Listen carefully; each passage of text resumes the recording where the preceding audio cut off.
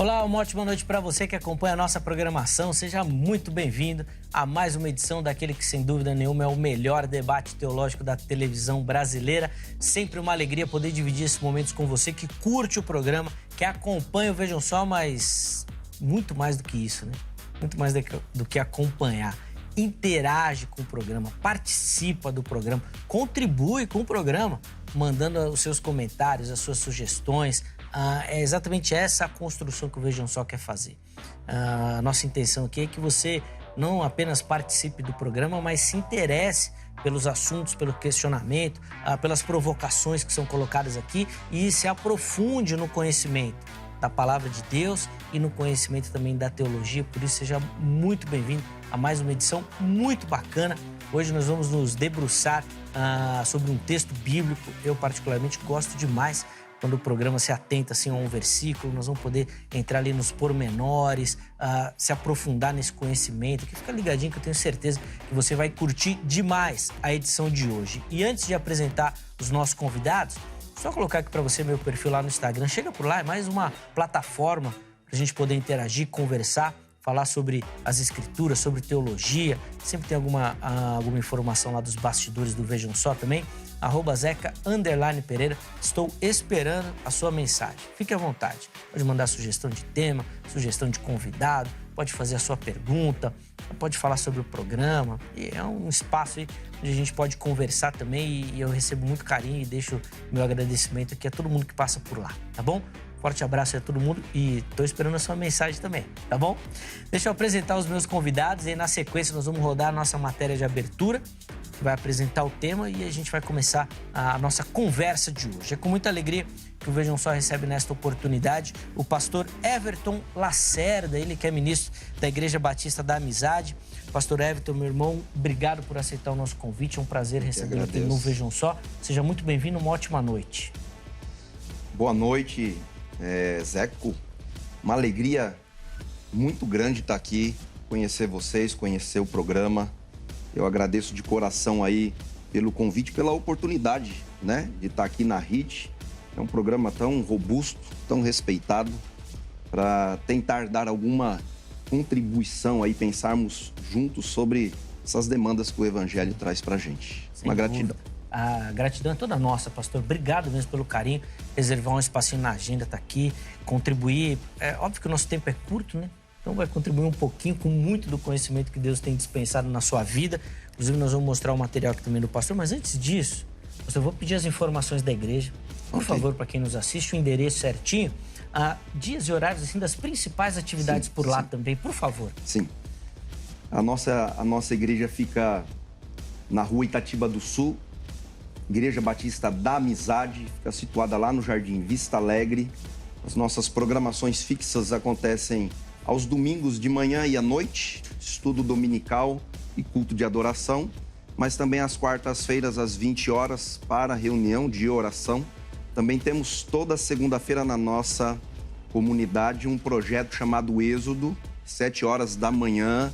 Toda segunda-feira temos uma equipe lá cozinhando sopa, preparando pão. Legal. E aí no final da noite a gente vai para as comunidades que estão ali em torno de nós para levar o alimento, mas também a palavra de esperança. Sim. E tem sido uma alegria pastorear essa igreja. Quero mandar um abraço lá para nossa turma. Por favor, fica à vontade. Um beijo aí para minha esposa, para minhas filhas, para minha filha que está aqui, para o Nicolas que está em casa.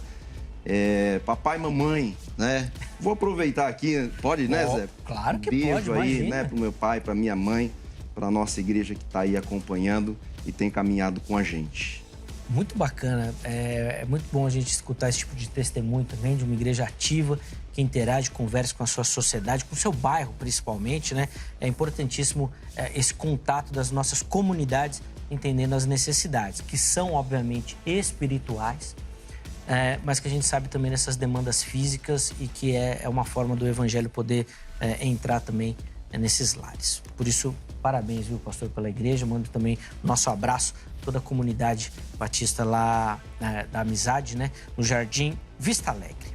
Pastor, deixa eu mostrar aqui o trabalho do irmão. Aliás, confesso que fico muito intrigado com essa temática, que já foi assunto aqui do Vejam Só algumas vezes. Uhum. E eu queria que o irmão falasse um pouquinho do que o nosso telespectador vai encontrar aqui nesse livro, por favor. A nossa abordagem aí não é soteriológica. Nós temos uma intenção aí de trabalhar e analisar os fatores de riscos que contribuem para que um pastor, em um determinado momento da sua jornada, flerte, né, com essa tentativa de tirar a sua própria vida.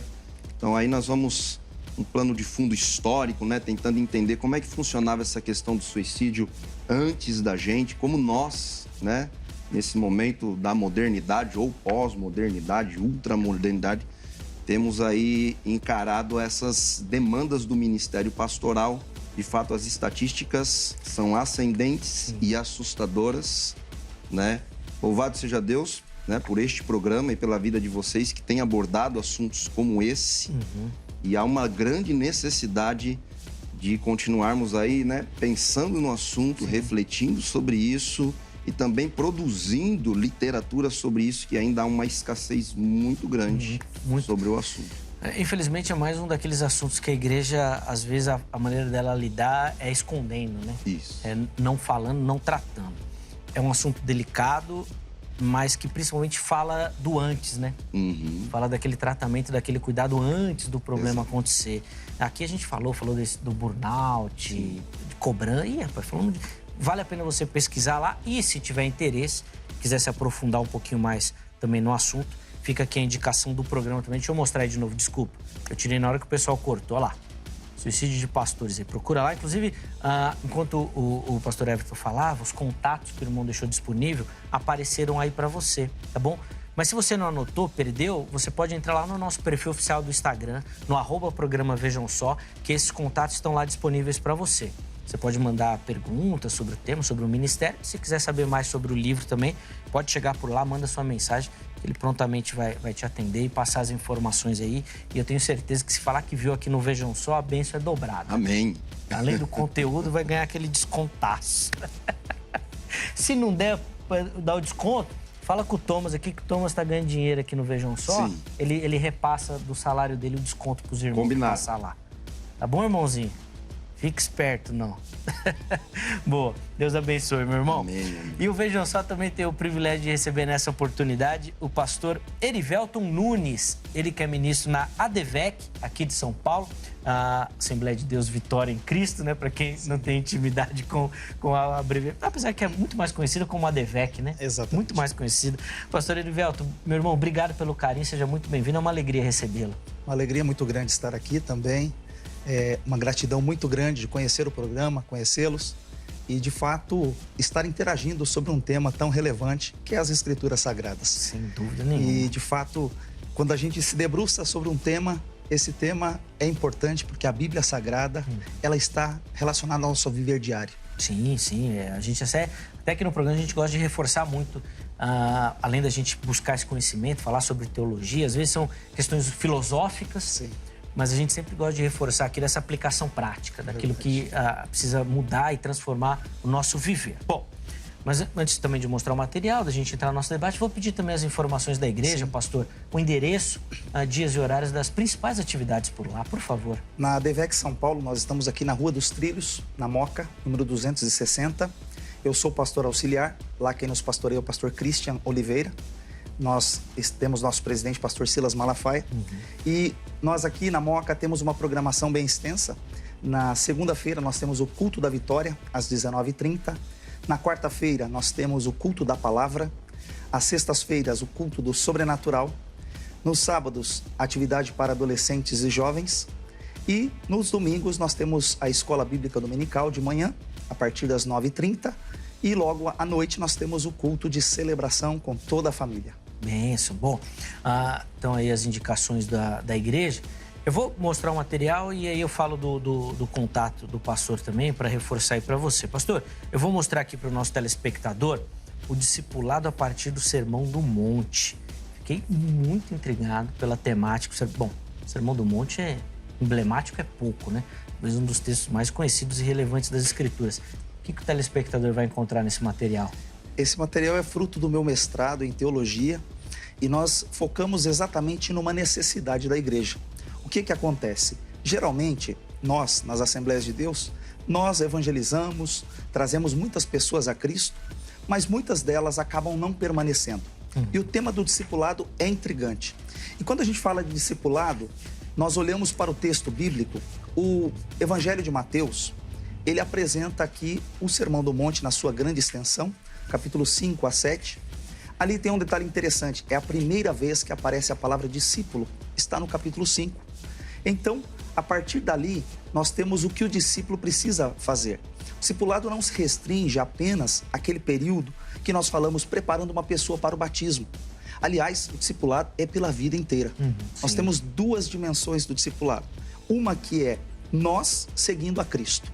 E a segunda é nós levando outras pessoas a seguir a Cristo. Então aí eu vou abordar um pouquinho dessa temática, fazendo um comentário mais expositivo, pastoral, dentro da perícope do Sermão do Monte. Muito bacana. Fica aí a indicação também aqui do Vejam Só para você, quiser aprender um pouquinho mais sobre essa questão do discipulado. Também já foi tema aqui do programa. E se aprofundar um pouquinho no Sermão do Monte também, que é um texto belíssimo das Escrituras, que vale muito a pena. De novo, obrigado, viu, meu irmão, pelo carinho, pela atenção. Enquanto o pastor Herivelto falava, o contato dele apareceu aí para você, mas se você não anotou, se passou, não deu para pegar, fica tranquilo. A gente vai colocar tudo lá no nosso perfil oficial do Instagram. Aí você pode mandar mensagem para pegar os detalhes ali das informações da igreja, do Ministério do Irmão, conhecer um pouquinho melhor também. E se quiser outras informações sobre o material, é por lá que você pode mandar a mensagem também, tá bom? De novo, meus irmãos, obrigado pelo carinho de ambos. E eu tenho certeza que vai ser uma oportunidade muito bacana da gente se aprofundar aqui no conhecimento das Escrituras Sagradas. Nós vamos saber agora qual vai ser o tema da nossa conversa de hoje. Nós vamos rodar nossa matéria na sequência. A gente volta com as observações iniciais aqui dos nossos convidados. Vejam só. A coragem e a ousadia são qualidades frequentemente admiradas e incentivadas em nossa sociedade. No entanto, ao nos depararmos com uma afirmação surpreendente encontrada nas Escrituras, somos confrontados com a ideia de que os tímidos não herdarão o reino de Deus.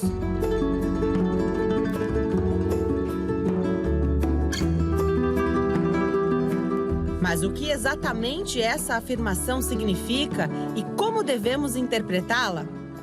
No livro de Apocalipse, capítulo 21, versículo 8, encontramos a seguinte declaração: Mas quanto aos tímidos, aos incrédulos, aos abomináveis, aos homicidas, aos que se prostituem, aos feiticeiros, aos idólatras e a todos os mentirosos, a parte que lhes cabe será no lago que arde com fogo e enxofre, que é a segunda morte.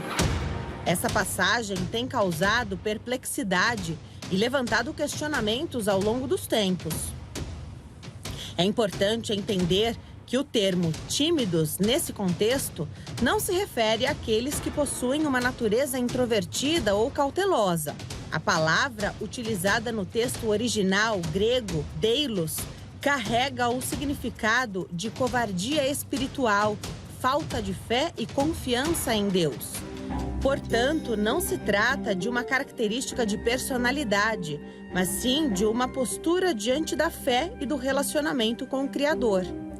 Essa afirmação nos leva a refletir sobre a importância da confiança em Deus, da coragem para viver de acordo com os princípios divinos e da disposição para testemunhar e compartilhar nossa fé com os outros.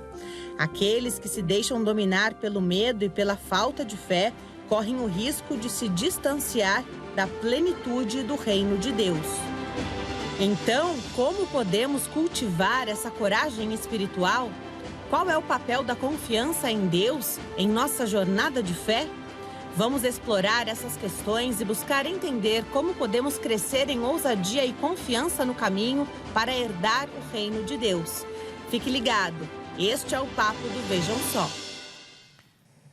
Quer dizer, então, que não fala sobre aquele que é mais introvertido, que é envergonhado? Será que é isso mesmo? Nossa matéria tá demais, hein? Explorando ali na língua original, no grego. Esses meus meninos estão muito bom. Estão muito bom. Quero deixar aqui o registro, aqui meu parabéns a toda a nossa equipe que produz a matéria, desde do texto, a voz, a edição, os efeitos sonoros. Gente, tá belíssimo nosso material. Parabéns a toda a nossa equipe. Bom, feita essa introdução da nossa abertura, eu quero ouvir as observações iniciais aqui dos nossos convidados. E depois, obviamente, que eu vou fazer essa pergunta aí. Que história é essa de que não são os tímidos, os envergonhados, os introvertidos? Bom, vamos mais para frente.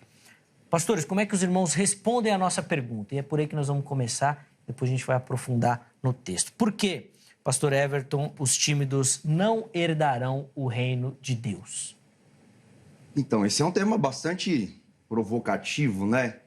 E tentando aí compreender numa escala maior quem é esse público, né? Porque a gente percebe aí que durante o desenvolvimento aí do cristianismo e da nossa ideia de pensar não somente a nossa realidade, né? Mas a realidade futura e as vertentes que ela apresenta, né? Que é destino distintos para as pessoas que morrem, a gente vai discorrendo e esbarrando por muitas doutrinas e abordagens, tanto no Antigo Testamento, quanto no Novo, quanto no período apostólico, de que algumas pessoas, após a morte, né, herdarão o inferno, outras herdarão o céu.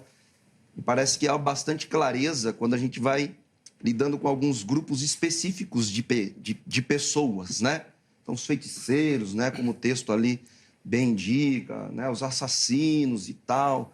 Mas essa passagem em Apocalipse ela é bem intrigante porque ela usa esse substantivo, né, que são os tímidos ou os covardes, e raramente nós pensamos quem de fato são essas pessoas, quem é esse público, quais são as ações que tiveram ou que não tiveram, para que nesse momento, que agora nós chegamos no desfecho da história, novos céus e nova terra está sendo revelado, não é? A ordem antiga já passou, o Senhor está fazendo nova todas as coisas e nesse momento Ele está deliberando e determinando quem, né, vai usufruir desse novo céu e dessa nova terra. E aí nós nos deparamos com os tímidos como um povo, ou os covardes, né? Os covardes como um povo que também será lançado para o lago de fogo. Eu espero que, ao decorrer aí do programa, a gente consiga tentar identificar, não é? Que grupo de pessoas são essas, que de fato é interessante, muito importante, é a gente olhar para esse grupo de pessoas, porque normalmente nas nossas pregações, nas nossas discussões teológicas, nós lidamos com o crédulo e com o incrédulo. Nós conseguimos direcionar com muita facilidade uns para a direita, outros para a esquerda, segundo a proposta de Jesus, mas quando nós chegamos nos covardes, talvez a gente tenha um pouco de desconforto para olhar para isso, porque nessa hora, creio eu que nós tiramos os incrédulos da nossa análise para fazer uma análise específica dos crédulos e tentar aí compreender que dentro desse ambiente, dentro dessa população, dentro desse grupo dos crédulos, alguns herdarão o lago de fogo que arde em enxofre. Seria até mais fácil se fossem os tímidos mesmo de temperamento, né? Não nesse sentido aí, mas depois a gente vai falar, porque... Bom, deixa eu ouvir primeiro o pastor Erivelto, depois eu volto nesse questionamento, porque é legal que nas nossas traduções é só a Revista e Corrigida que traz o tímido, que normalmente, via de regra, é uma tradução mais tradicional, mais ao pé da letra. Depois eu vou perguntar isso para os estudiosos aqui também, mas... Por que os tímidos não herdarão, pastor Erivelto? De fato, essa questão de tradução ela é super importante, essa versão em português, porque a Almeida Corrigida, que nós usamos, principalmente nas igrejas pentecostais, nós usamos muito essa versão. E quando a gente se depara com essa palavra tímido, ela remete, às vezes... A matéria foi muito feliz ao dizer que não tem a ver com comportamento, com uma questão se a pessoa ela é mais introvertida, se ela é mais extrovertida, se ela é mais fleumática, se ela é mais melancólica, não tem a ver com o seu temperamento. E sim, na verdade, com a sua atitude. E gostei muito da fala do pastor Everton com relação aos crédulos, porque eu poderia definir que essas pessoas que a Bíblia chama aqui de covardes, de tímidos, como sendo aqueles os indecisos. Eu poderia usar essa expressão que seria bem importante, porque apesar da pessoa crer, ela está em cima do muro. É o covarde, aquele que volta para trás, é aquele que desiste. Então, basicamente, a gente vai discorrer mais ao longo desse bate-papo um pouco mais sobre esse tema. Sim. Tem alguma justificativa para essa tradução mais tradicional? E quando a gente fala da revista corrigida, se a gente colocar numa linha assim, e os teólogos trabalham com isso, ela é a que mais se aproxima daquela tradução assim, palavra por palavra, né? Então ela pega a palavra, o termo e traduz. A gente coloca na outra ponta, por exemplo, a mensagem, que daí é uma interpretação do tradutor, né? Então são essas duas pontas aqui quando a gente vai pensar de tradução. Mas ali no meio, por exemplo, NVI vai tímidos, a revista é atualizada vai no tímidos não, desculpa. Covardes. NVT vai nos covardes. A maioria delas vai no covarde. NTLH eu não olhei, confesso que eu não olhei. Mas a maioria vai nos covardes. A única que vai no tímido é naquela tradução mais literal. Mas vocês estão defendendo que não seria a melhor tradução. Por que ela escolhe essa tradução? Tem alguma explicação? É muito complicado para a pessoa que está fazendo a tradução no português em muitas épocas passadas. Quando ele estava fazendo, muitas palavras sofreram alterações. Por exemplo, na própria revista corrigida, em Coríntios 13, ele usa a palavra caridade, que para nós hoje, quando a gente olha o capítulo 13, é o capítulo do amor. A gente vai traduzir ali como o amor ágape. Mas, na verdade, se a gente usa a palavra caridade, que é muito tradicional, em épocas passadas, a caridade, ela talvez representasse a melhor ideia daquele amor sacrificial, daquele amor que você tem que doar algo por alguém, como Cristo fez por nós. Aí a gente olha hoje para as versões mais contemporâneas, nós temos essas de traduções, paráfrases bíblicas, que de fato olham para aquilo que significa e trazem para hoje, para que as pessoas compreendam melhor. E no dicionário também significa tímido, também pode, é um dos possíveis significados. Mas ela não representa a essência do que realmente queria dizer o texto. Sim. Tem, pastor, alguma justificativa aí? O irmão consegue apresentar um motivo da escolha da tradução, da palavra tímido? Já que, como a gente chegou aqui à conclusão, a timidez, hoje ela reflete uma outra coisa. Sim. Se eu falo que alguém é tímido, acho que é impossível alguém relacionar a covarde nesse sentido. Assim, falar, se eu fizer uma aplicação, o irmão que trabalha nos PMs de Cristo, aquele soldado é tímido. Ninguém vai falar que ele foi covarde. Vai falar muito mais de um sentimento, que ele é quieto, não vai falar. Se você quer falar que ele é covarde. Exato. Tem alguma justificativa? Exato. Não tem nenhuma justificativa assim que seja plausível para que a gente possa compreender o tímido como uma pessoa introvertida, senão uma questão essencialmente cultural, como já sinalizada ali pelo pastor. Então, veja, no léxico também a tradução, ela cabe o tímido, mas dentro de uma compreensão que está para além da nossa cultura, da nossa própria língua e, das vezes, dos nossos comportamentos. Então, assim, o tímido, ele pode ser usado como uma tradução, que é apropriada desde que interpretada dentro do seu próprio contexto, dentro da sua própria situação, dentro do próprio ambiente onde aquele texto está sendo construído, que é um dos maiores cuidados que nós precisamos tomar aí na hora de fazer uma exegese, na hora de tentar fazer uma interpretação, porque não somente os tímidos, como várias outras palavras, precisam ser bem compreendidas dentro do seu espaço, dentro do momento, dentro da circunstância. Então, tímidos para nós aqui, os brasileiros que estamos aqui em São Paulo, normalmente, obviamente, será entendido como uma pessoa introvertida, Tem dificuldade de se expressar em público, de desenrolar e tal, mas dentro desse espaço que nós estamos aqui, que é do livro de Apocalipse, que tem todo um cenário em torno desse contexto, nós podemos usar o tímido e entender que, de fato, não se trata de um perfil, um traço da personalidade, mas de uma questão de identidade desses que estão no caminho da fé. Boa. Inclusive, não sei se você que nos acompanha reparou, na matéria de abertura a gente colocou exatamente isso, né? Tinha uma moça ali, que ela estava ao telefone ou fazendo alguma anotação, e um rapaz circulando, querendo falar e não conseguia, querendo falar e não conseguia. Exatamente para dar essa ideia que o pastor Everton comentou aqui, dessa timidez, mas eles foram muito felizes e ressaltaram bem, não é nesse sentido que o texto coloca. Mas, aliás, eu quero saber também a sua observação, sua visão e a sua opinião sobre o tema. E eu vou pedir para você acessar o nosso perfil do Instagram, @programa Vejam Só, e lá você vai encontrar a nossa enquete. E a enquete que nós colocamos para o programa de hoje é uma repetição da pergunta-tema, tá? E aí a gente colocou lá aquela caixinha para você poder comentar e dar a sua visão, tá bom? Então põe na tela aí, por favor, a enquete que o pessoal vai encontrar lá no nosso Instagram, tá aí, ó. Qual a relação entre a timidez e a herança do reino de Deus? De acordo com o texto que nós já citamos aqui, Apocalipse 21:8, que inclusive já foi lido e apresentado na nossa matéria. E aí a caixinha tá lá para você comentar, vai lá e dê a sua opinião. Olha, eu acho que é por isso, por aquilo, tem isso, tal. Coloca lá, nós vamos tentar separar alguns desses comentários e colocar aqui para ilustrar também a sua visão e os nossos convidados poderem também fazer algumas observações em cima da sua opinião. Então vai lá, @programa Vejam Só e acesse as nossas enquetes, tá certo? Pastor Erivelto, vou devolver a palavra ao irmão para a gente poder aprofundar um pouquinho nesse sentido aí, nessa análise desses tímidos.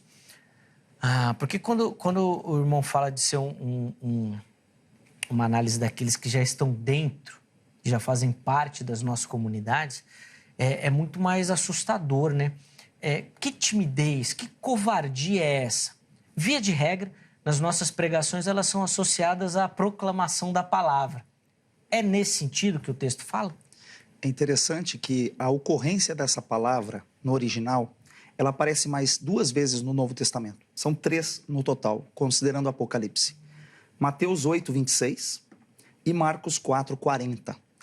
Esses outros 2 textos, o próprio Senhor Jesus, ele fala diretamente aos discípulos: por que vocês são tão tímidos? E aí, numa das versões diz, tímidos na fé. Na outra, somente tímidos. Eles estão... Qual é o contexto ali? É o contexto da tempestade. Eles estão diante de uma tempestade, estão no barco, Jesus está dormindo. E aí eles pensam que vão morrer, que vão naufragar. Aí eles chegam a acordar Jesus, e Jesus pega, repreende o vento, o mar, e tudo se acalma. E ali ele fala essa palavra: por que vocês são tímidos na fé?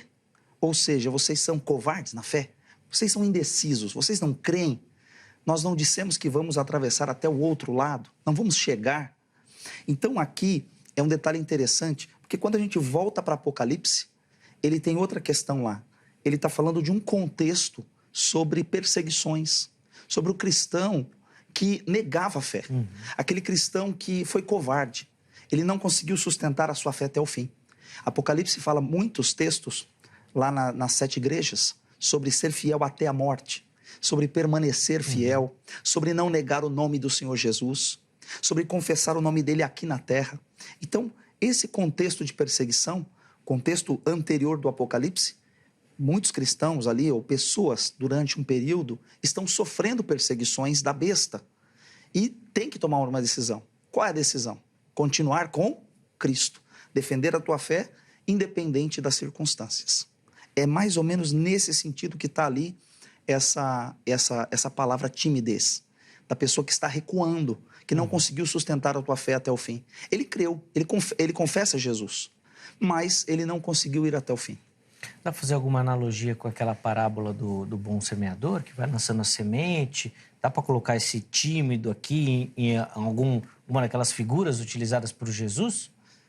Talvez é aquele que a gente pode dizer que dentro dessa parábola, aqui cresceu rápido e não teve profundidade. Sim. E vieram as lutas e vieram as provas, e ele logo desistiu de seguir e abandonou a fé. Pastor Everton, quando a gente lê o Apocalipse, principalmente nesse contexto histórico que o pastor Everton muito bem colocou aqui, de perseguição da igreja, talvez faça muito sentido, de fato, esses covardes, né? Afinal de contas, eram colocados nas arenas, vai negar sua fé, estão ali para morrer. Às vezes a covardia bate, a timidez, esse recuo da fé. Mas como é que nós vamos aplicar isso hoje, principalmente aqui no Brasil? Um país praticamente sem perseguição, onde o evangelho é muito bem aceito e tudo mais, né? A gente tem até não tem números exatos, nós vamos imaginar que nós estamos com quase 40% da nossa população professando a fé evangélica, né? E se a gente colocar a fé cristã, então, mais de quase 80% do nosso país. Onde é que nós vamos encaixar a atualidade nesse texto aí, pastor? Essa pergunta é a pergunta de 1 milhão. Devia ter deixado para o final, então. Porque como identificar esse grupo de pessoas, de cristãos, dentro de uma realidade que é que você está desenhando, que não há perseguições. E fica bastante difícil a gente conseguir encontrar esse caminho. Então, o que a gente vai perceber, e o que é bastante interessante, é que essa coluna de perdedores que estão marchando para o lado de fogo, ela é liderada pelos covardes. Sim. Não mencionados de maneira explícita em nenhum outro momento da passagem, nem do contexto menor, que é o de Apocalipse, né? Nem de um contexto maior, que é o do Evangelho. Então, veja, eu acho que para que a gente possa fazer esse caminho de identificar quem de fato são essas pessoas dentro de uma cultura onde há ausência de perseguição, é o caminho de tentarmos encontrar dentro da nossa realidade exatamente quem não são os covardes, né?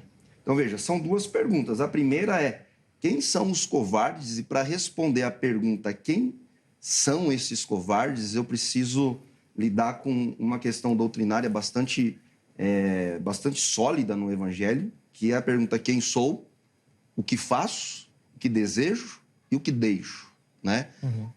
Então, o que faço com quem eu sou.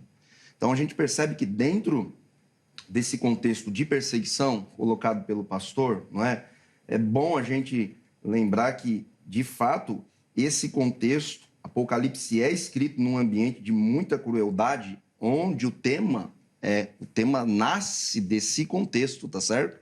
Sim, então, veja, sim. O tema "os covardes não herdarão o reino dos céus", ou serão lançados no lago de fogo, não nasce de um contexto como nós, onde podemos abrir as portas, andar com a nossa Bíblia debaixo do braço, entrar num trem, numa praça, com microfones, e anunciar o Evangelho sem nenhum tipo de constrangimento, não é? Alguns, mas nada comparado a esse contexto no qual o Apocalipse é desenhado, né? A revelação de João acontece num momento de muita crueldade, muita perseguição, muita dor, né? Muito sofrimento. O povo de Deus está morrendo, Nero está pesando a mão e esse povo está sofrendo terrivelmente por causa da sua fé.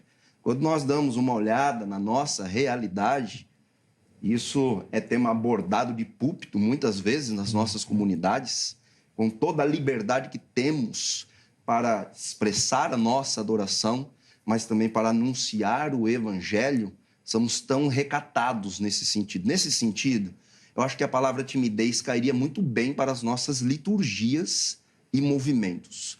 Somos tímidos em anunciar, somos tímidos em proclamar, somos tímidos em ser ousados. Tá certo? Por aproveitar o nosso momento histórico, digamos Exato. assim. Perfeito, Nós aproveitamos de toda a liberdade e regalia que a gente tem para criar uma zona de conforto onde nela nós nos tornamos pessoas tímidas, no sentido literal aqui, não é? Sim, sim. De não levar adiante essa mensagem tão maravilhosa, esse evangelho que é transformador. No nosso contexto, encaixar o covarde no sentido da palavra talvez seja bem difícil para nós. A menos que um cristão, dentro da nossa cultura, seja enquadrado nesse ambiente de levar até as últimas consequências a sua profissão de fé, a sua declaração de ser um servo de Jesus, e aí pagar o preço por isso. Mas não é uma realidade da qual nós desfrutamos. Nós somos privilegiados por não viver um contexto e um ambiente ainda como este de Apocalipse, onde os covardes não herdarão o reino dos céus, mas não sabemos fazer uso desse privilégio que nós temos. Sim. Então, assim, no meu modo de ver, dentro da nossa cultura, com toda a liberdade que nós temos, não dá para inserir esse covarde dentro da nossa realidade. Sim. Talvez se nós pudéssemos abrir o leque aqui, encontraríamos, né? Irmãos nossos missionários que de fato estão lá, né, sendo perseguidos e, se pegos, sofrendo pena de morte, tortura e assim por diante. Sim. Mas a nossa realidade brasileira, Zeco, é uma realidade que talvez, não sei se seria exagero dizer que só nós desfrutamos dela, talvez ali na Europa, os americanos também, mas fora desse ambiente, sim. Eu acho que é uma realidade, eu defendo também essa ideia, que é uma realidade muito particular, porque, por exemplo, a Europa já vive uma era pós-cristã. Então, ser cristão já está fora de moda, né? Já passou. Os Estados Unidos vai ser logo e, pelo caminho natural da teologia, vai chegar aqui também, né? Como tudo chega, né? Vamos ver como é que nós vamos lidar com essa fase mesmo. Mas, pastor Heriberto, o irmão falou de perseguição, e eu quero colocar um exemplo aqui, pessoal. Eu gosto de me expor aqui no programa, né? De contar as minhas histórias. E uma vez eu ouvi e li um livro do reverendo Ronaldo Lidório. Agora, só vai me fugir se era ele que estava nessa situação ou se alguém testemunhou para ele. Que ele trabalhava no Peru, e o pessoal do grupo lá terrorista Sendero Luminoso invadiu a igreja, pegou todo mundo e levou para a selva. E colocou todo mundo encapuzado, enfileirado e tal, e começou a... Ele contava que alguém do lado dele, o cara falava, nega Jesus, o cara, não vou negar. Aí cortava a mão. Aquele grito, tal. Nega Jesus, não, cortava o braço. Aquela grita. Foi assim, picotando até o cara morrer. E ele do lado falou, vai chegar a minha vez, né? O que eu vou fazer? Eu lembro que sempre que eu ouvia essa história, eu falava, eu ia negar. E eu pensava comigo, eu ia negar, mas Jesus ia entender. Sabe aquela ideia? Assim, eu era adolescente, meus, 15, 14 anos. Eu achava aquilo, assim, assustador. Estão matando o cara, ele tá vendo... Vendo não que ele estava encapuzado, mas ele tá ouvindo. Imagina o desespero. E eu pensava assim, não, mas eu nego, mas só para eles. Jesus sabe da minha fé, do meu coração, que eu creio, sabe? E eu ficava remoendo aquilo. Gente, eu até arrepio, assim, de ouvir.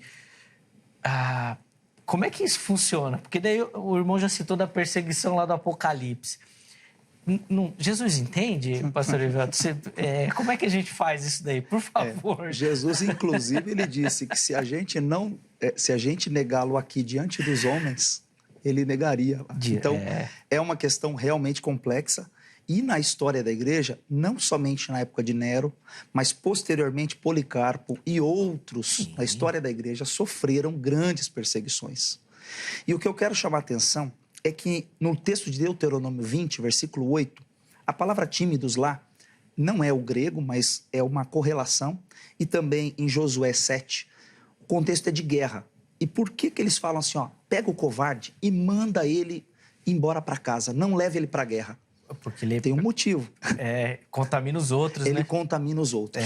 Porque se um nega Jesus, isso influencia os outros. Perfeito. Se Policarpo, como líder, tivesse negado a Jesus, aquilo influenciaria a igreja de Esmirna, a igreja do 2º, 3º, 4º séculos, ela talvez não existiria. Obviamente que a gente sabe que o Senhor cuida da sua igreja, as portas do inferno não prevalecerão contra ela, mas o negar a Cristo, eu acho que o Senhor realmente cobraria de nós. Não era uma situação fácil, gente. Não é fácil. Eu lembro que minha oração era... Eu estava contando a história, eu não estava rindo aí da minha angústia particular, mas eu lembro que minha oração era sempre para Jesus me livrar disso. Mas é óbvio que eu sabia, quer dizer, assim, no subconsciente, né, que não é uma realidade nossa. Então, aquilo ia confortando, mas eu sempre ficava com esse pensamento. Eu nego, mas Jesus sabe que no coração lá eu tenho fé. Mas aquilo era muito assustador, né? Para um jovem e tudo mais. Mas eu imagino para a igreja.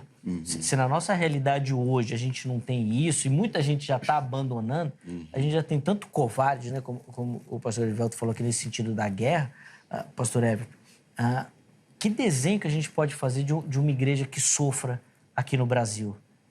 Que tipo de projeção a gente pode ter com relação a esse evangelho aqui, que hoje vive tão bem e pode, em algum momento, sofrer esse tipo de angústia? Você sabe que, sinceramente, a gente só pode... Eu só consigo considerar uma projeção de crentes corajosos na nossa nação se, de fato, nós formos inseridos dentro de um ambiente de perseguição. Então, veja, Apocalipse vai relatando para a gente que no final, né, no final dessa jornada nossa aqui na Terra, antes do Senhor Jesus voltar, vai ter perseguição, vai ter sofrimento. A discussão é se a igreja passa por isso, se não passa por isso. Mas nós vamos percebendo que conforme nós vamos avançando e a volta do Senhor Jesus se aproximando, há uma espécie de tendência, de uma inclinação para que qualquer cristão em qualquer lugar do mundo seja convidado a provar a sua fé. Estou tentando me lembrar o teólogo, mas eu não estou conseguindo, que ele diz que toda fé genuína só pode ser sinalizada quando um crente é convidado a provar a sua fé, considerando as últimas consequências. Então, veja, esse cenário de Apocalipse é bem importante, porque Deilos, que é a palavra que está aparecendo ali para tímido, tá certo? Ela pode ser traduzida como sem coragem, medroso e covarde. Agora, dá uma olhada para a definição de Deilos, característica de falta de qualidade de espírito que te capacita a enfrentar perigo ou dor sem mostrar isso.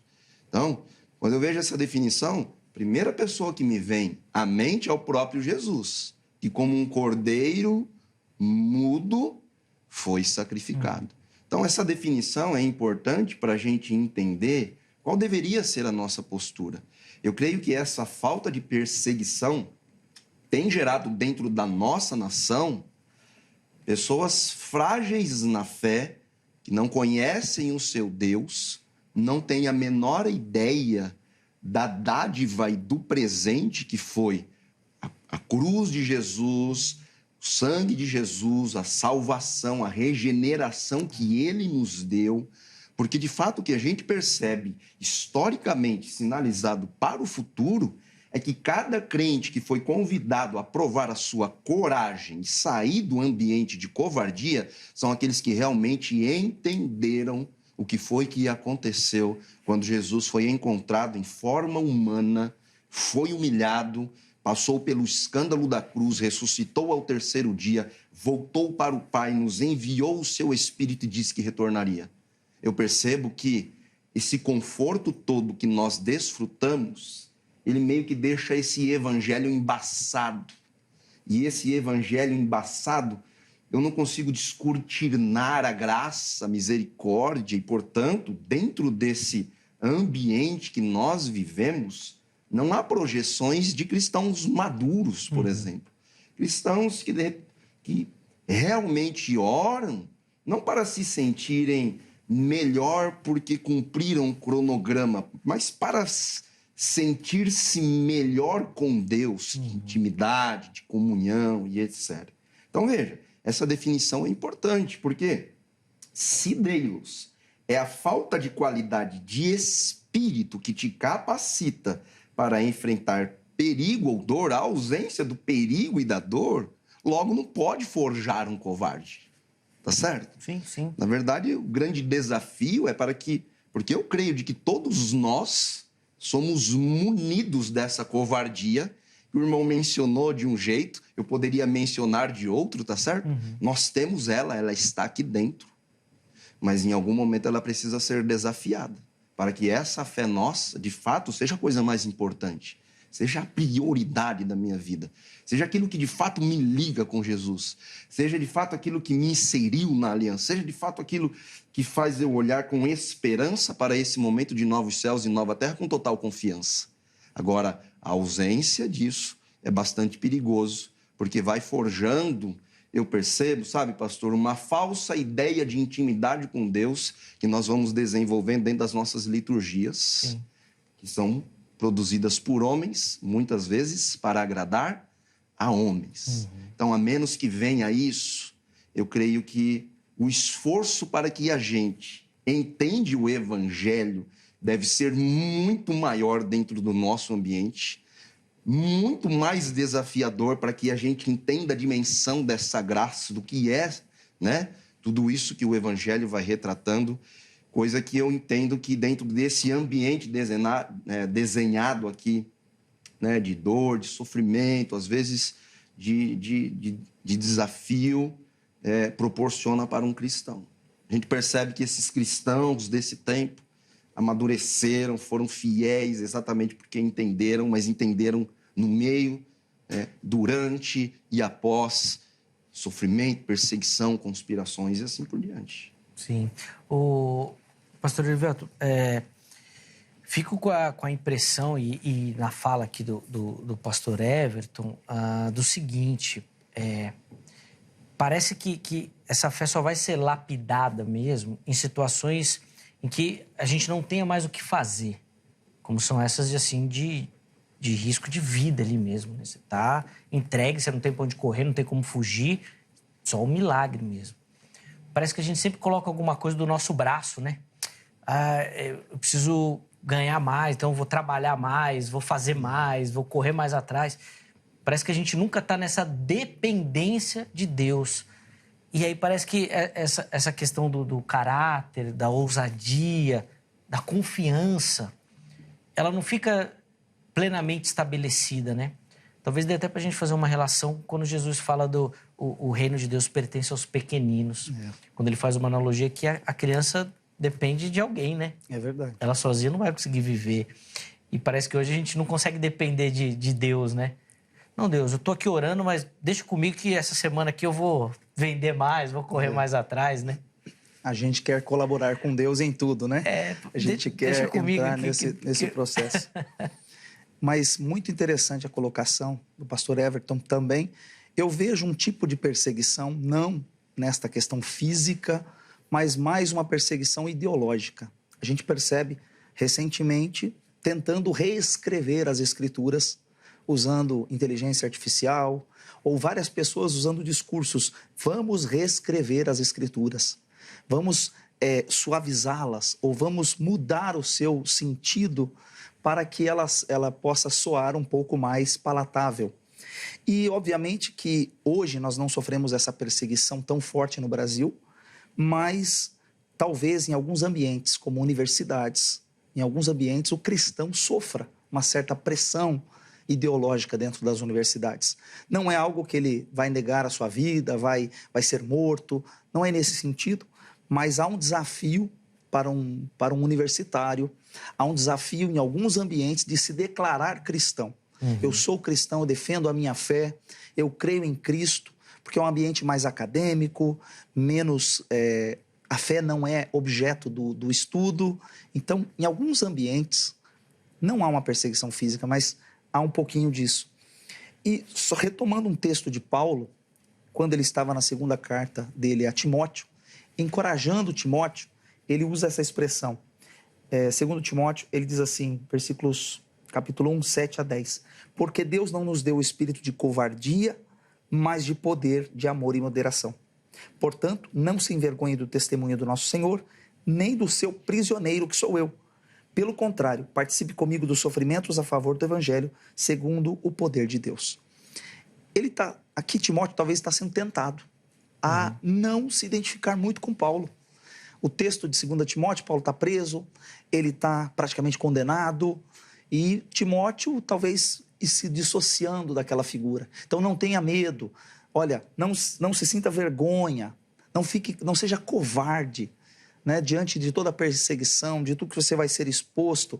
Então, realmente, o contexto bíblico era mais aquela perseguição física, a humilhação, e óbvio que trazer isso para os nossos dias é um desafio muito grande. Sim. Contextualizar isso hoje. Sem dúvida.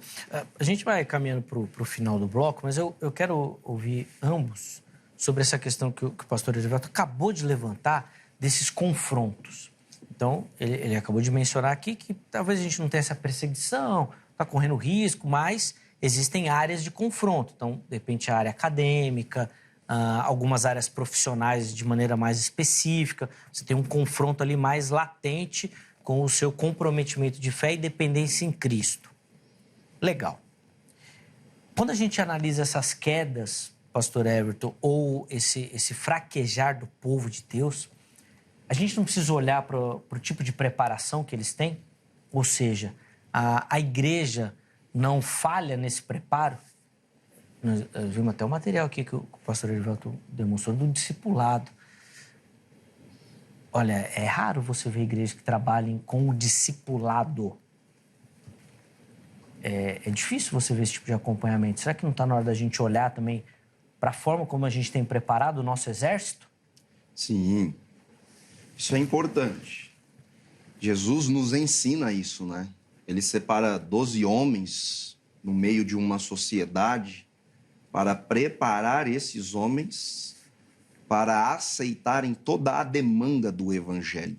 Não só a de proclamação, a do testemunho, mas também essa de suportar aí até as últimas consequências, se necessário, essas situações que nós estamos compartilhando.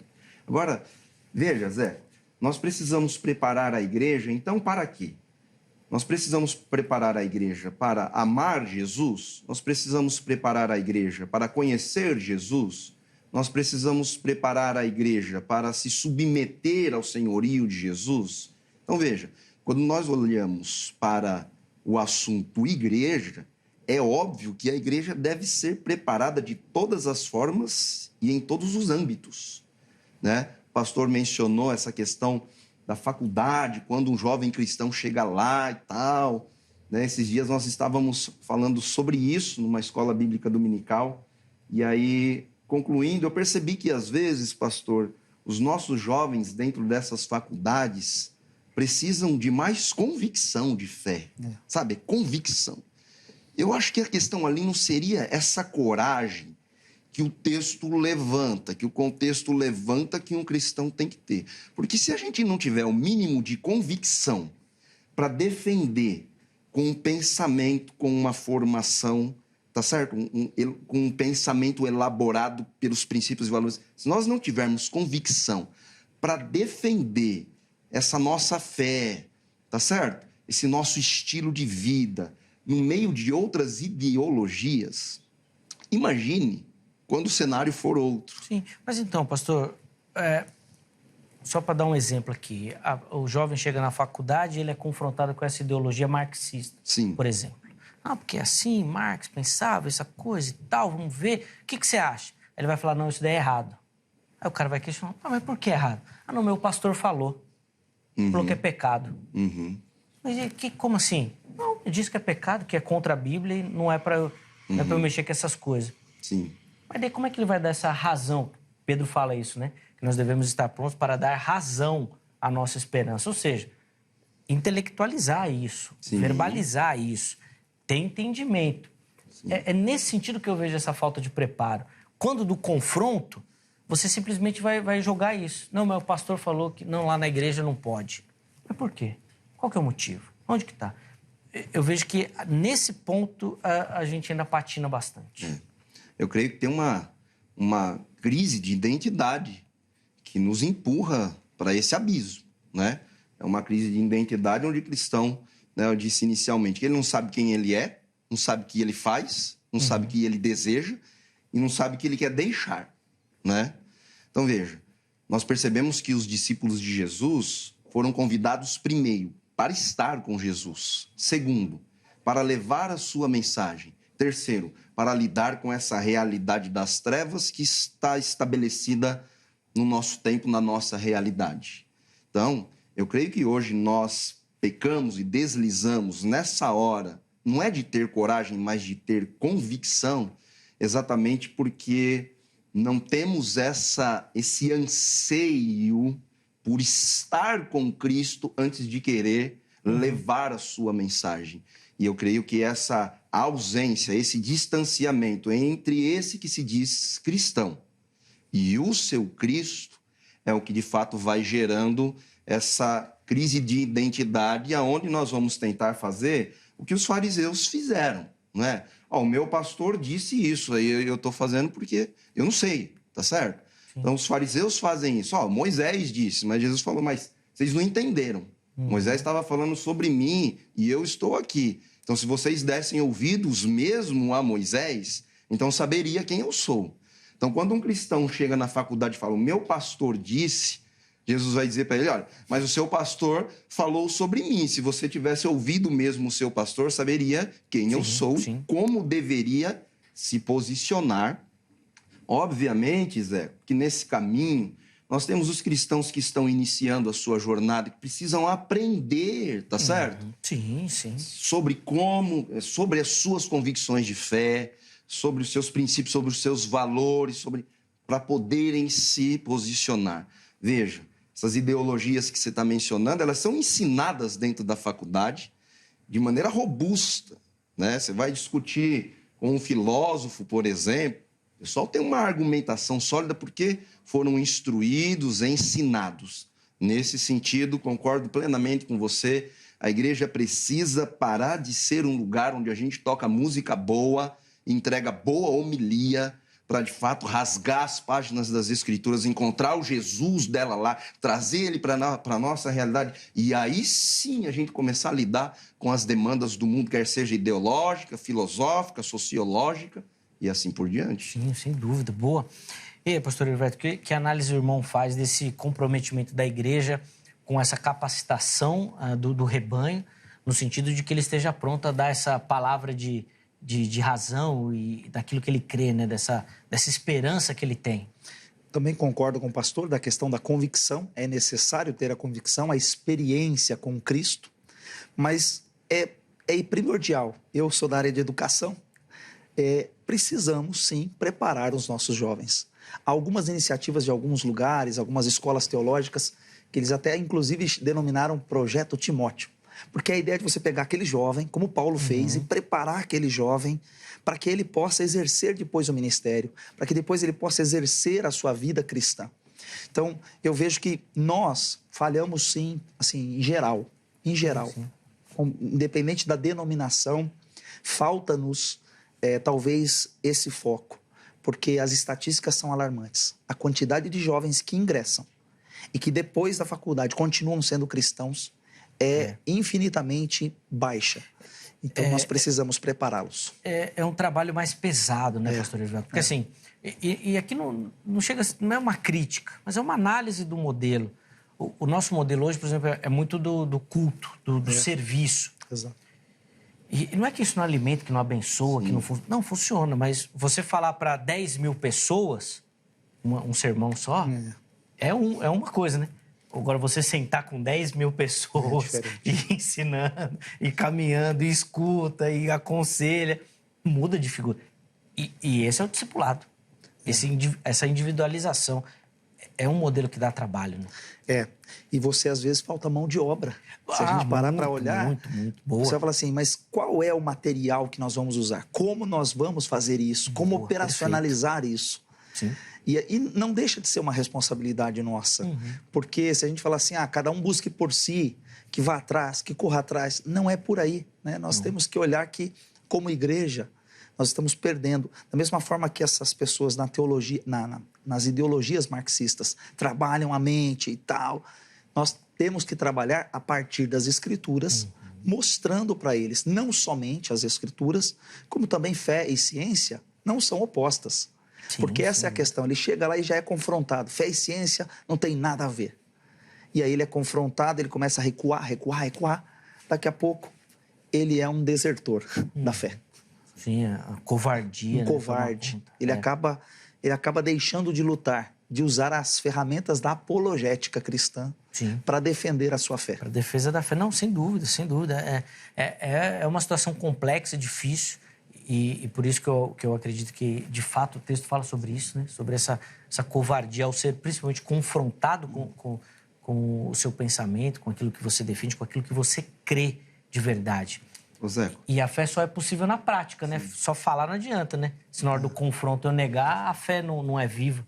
Pode comentar. Sem querer te interromper, mas isso que você levantou é muito importante. Como é que a igreja lida com isso, não é?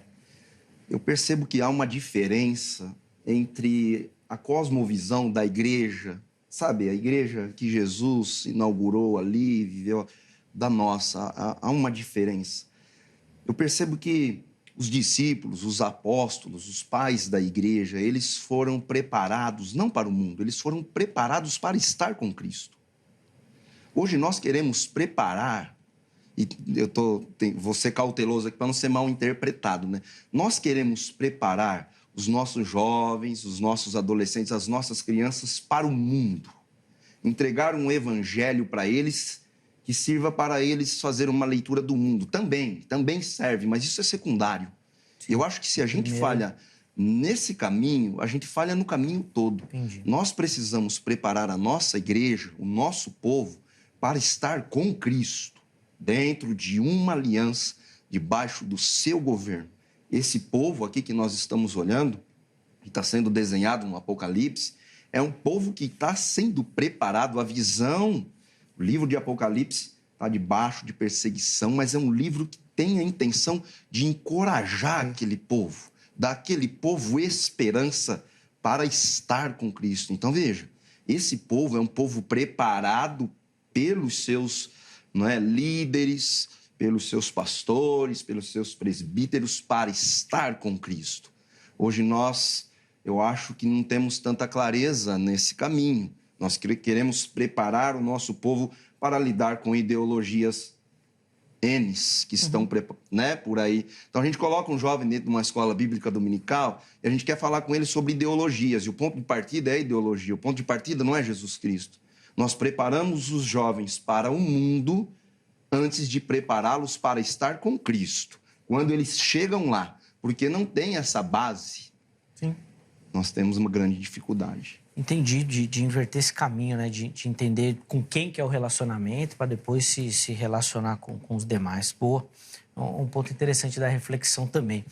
Infelizmente, vou precisar chamar o nosso intervalo. O tempo passa muito rápido aqui no programa, mas no próximo bloco, apesar dele ser bem menorzinho, ainda meus convidados vão ter tempo de considerações finais e principalmente uma aplicação aí para você que nos acompanha. E agora? O que você tem que fazer com tudo isso que você ouviu aí? Às vezes o cenário parece meio assustador, né? Mas o Espírito está aí para nos capacitar e nos dar ousadia e coragem para viver de fato a nossa fé na prática. Então fica ligadinho que no próximo bloco nós vamos fazer isso, essa aplicação. Antes do intervalo, eu vou deixar aqui para você o telefone da Grade, Academia Teológica da Graça de Deus, parceira aqui do Vejam Só. São mais de 20 anos caminhando junto com o programa. E se você quer estudar teologia, quer se aprofundar no conhecimento das Escrituras Sagradas, quer lapidar esse dom, esse talento que Deus colocou na sua vida aí para se preparar para o trabalho do reino, procure pela Grade. Código 11 3115 0819, 3115 0819. O código 11 porque o telefone é da Secretaria-Geral, que fica aqui em São Paulo, tá? Você pode ligar ou mandar uma mensagem, porque esse telefone aí também é o WhatsApp, tá? Então você pode mandar sua mensagem por lá. Amanhã, horário comercial, você faz isso, tira todas as suas dúvidas, que eu tenho certeza que você vai se encaixar em algum formato e modelo oferecido pela Grade. Além disso, vou deixar aqui também para você todos os contatos da HIT nas redes sociais e o nosso site. Quer conhecer um pouquinho melhor da nossa programação ou, de repente, está aí procurando alguma programação aí que você possa curtir junto com a sua família? Aqui na HIT tem jornalismo, tem entretenimento, tem palavra, né, cultos, tem programa de debate, tem muita coisa aqui na HIT. Tenho certeza que você vai se achar, vai curtir e não vai largar, tá bom? Então, chega lá nas nossas redes sociais para você curtir, conhecer um pouquinho melhor da nossa programação. O intervalo é rápido, Vejam Só vai, mas na sequência nós já estaremos de volta.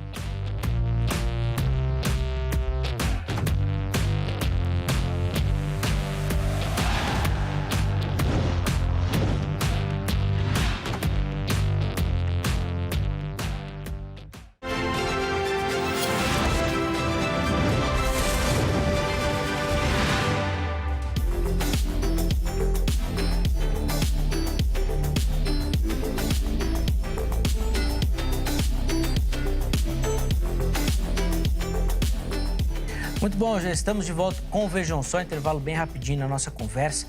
Hoje, nos debruçando ali no texto de Apocalipse 21:8, né, onde aparece esse termo que às vezes causa um pouco de confusão, né? Porque os tímidos não herdarão o reino de Deus. E eu tenho certeza que você que nos acompanhou no primeiro bloco aprendeu, conheceu bastante sobre o texto bíblico. E agora, nesse bloco, nós vamos ter considerações finais e uma aplicação para você. O reverendo, o pastor Everton Lacerda e também o pastor Erivelton Nunes vão ter essa oportunidade de ficar ligadinho aí, que eu já vou devolver a palavra aos meus convidados aqui. Antes disso, eu quero revelar para você que nos acompanha o nome, nós vamos mostrar também a foto do ganhador do nosso presente aqui do Vejam Só. Lembrando que todo mês a gente escolhe um telespectador ou telespectadora para mandar um presente.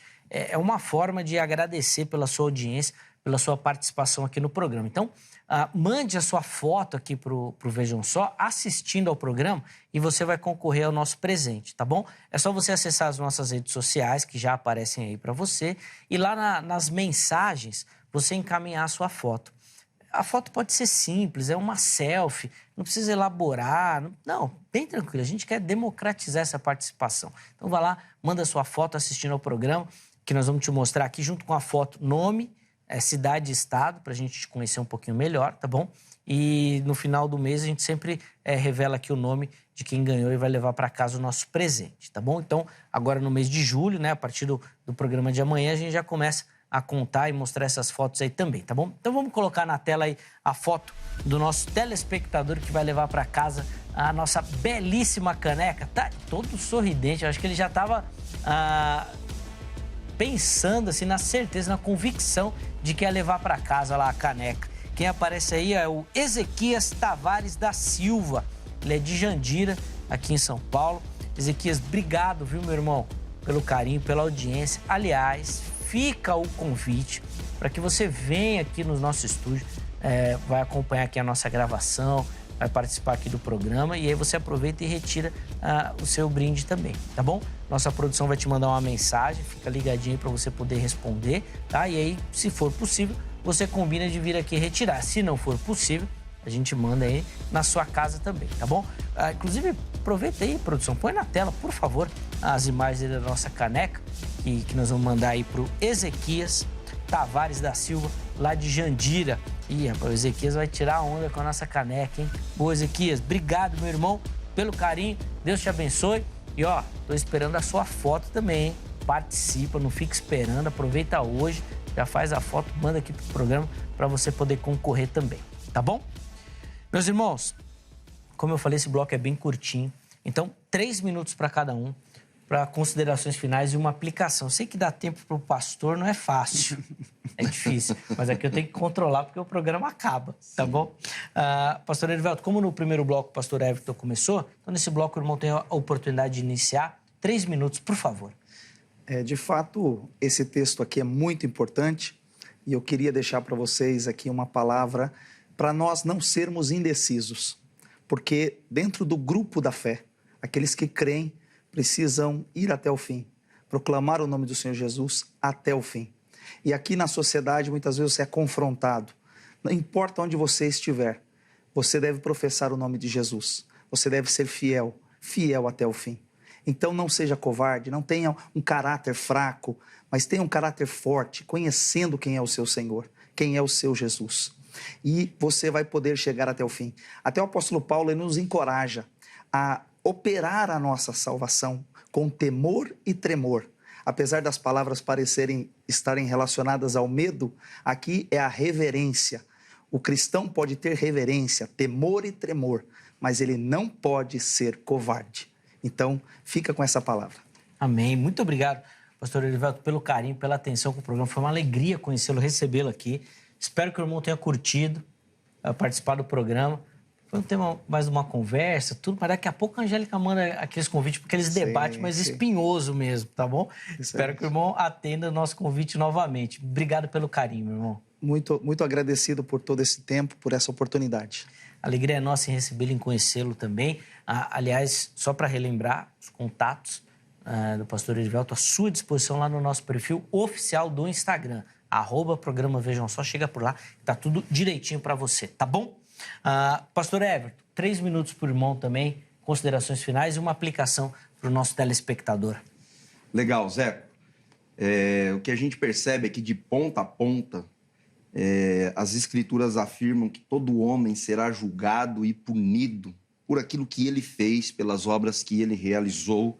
E esse tema é tão legal porque aqui nós temos o covarde. O covarde, né, em contraposição a esse grupo inicial que eu mencionei, ele será punido por aquilo que ele não fez. Esse é o problema, o grande problema da covardia. Então, os feiticeiros, os assassinos, todo esse pessoal que está sendo mencionado ali no texto, será punido por aquilo que fez, mas o covarde será punido por aquilo que não vai para o lago de fogo também. Então, veja, Jesus deixa bem claro isso para a gente tem boa base no Evangelho. Jesus vai dizer aos que estiverem à sua esquerda, lembra? Malditos, apartem-se de mim para o fogo eterno preparado para o diabo e os seus anjos. Então, veja, pois eu tive fome e vocês não me deram de comer. Tive sede, não me deram de beber. Não me deram de vestir. Não foram me visitar. E eles irão para o castigo eterno. E a grande pergunta deles é, mas quando nós não fizemos isso? E aí Jesus vai dizer, quando deixaram de fazer a um desses meus pequeninos. Eu acho que nesse sentido a gente consegue enxergar a sua pergunta anterior um pouquinho. Nós temos alguns personagens bíblicos mencionados, não é? No Novo Testamento, como Judas, Himeneu, Alexandre, Fileto, Demas, que fracassaram, naufragaram na fé. Então, veja, como no Antigo Testamento nós temos pessoas como Gênesis e Jambres, que também fracassaram, a expressão é essa, fracassaram na fé, reprovaram na fé.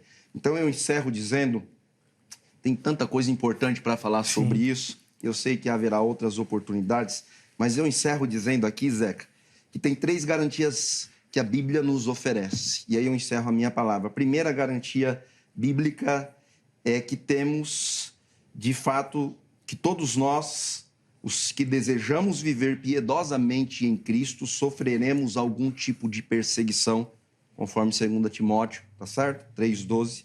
A segunda garantia bíblica que temos é de que Deus não nos deu espírito de covardia, mas de poder, tá certo? Como o pastor ali já tinha mencionado, de amor e de equilíbrio para lidarmos com toda a demanda do Evangelho.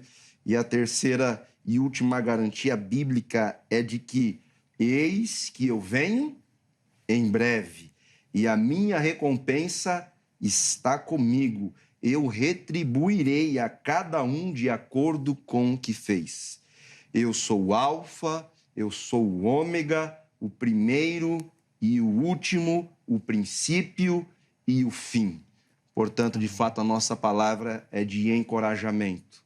Conheçam e estejam preparados para Cristo, que, consequentemente, estarão preparados para qualquer outro tipo de circunstância que possa chegar até nós. Amém. Obrigado, pastor Everton, pelo carinho. Fica aqui o meu agradecimento, não só o nome do Zeca, né, mas de toda a equipe do Vejam Só, agradeço, também pelo Zeca. Carinho do irmão. Espero que tenha curtido. Foi maravilhoso. E em próximos convites aí, naqueles temas mais difíceis, o irmão também aceite e esteja aqui conosco para a gente aprender um pouquinho mais. Leve o nosso abraço também a toda a comunidade, a família que o acompanha também. Muito obrigado pelo carinho, tá bom?